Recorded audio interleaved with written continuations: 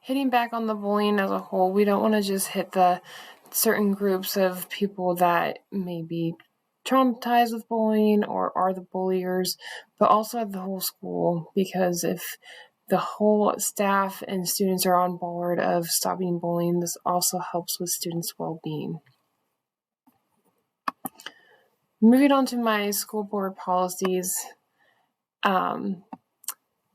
These are some of the policies I found that kind of highlighted our assignment, and this is looking at the academic part of things.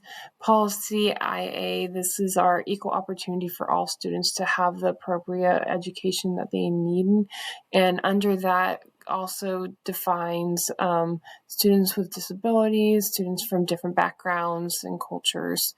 Policy IC is our educational programming that is fit for students' needs and that it applies to all areas of students.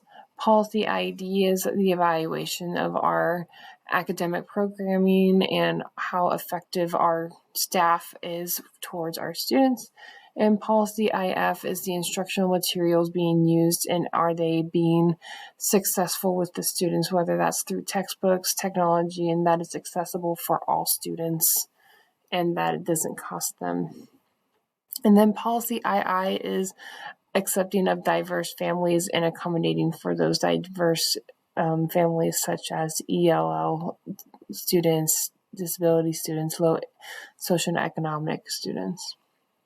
On the non-academic side, a lot of this was underneath our extracurricular activities. So policy CA is our parent involvement, having parents being able to sponsor, help, and just being able to partner up with the school. Policy CC is being non-discriminatory to any of the students and their backgrounds. Policy CJ are the accommodations for any students, such as being able to have handicap buses, being able to have Special Olympics, and such as those.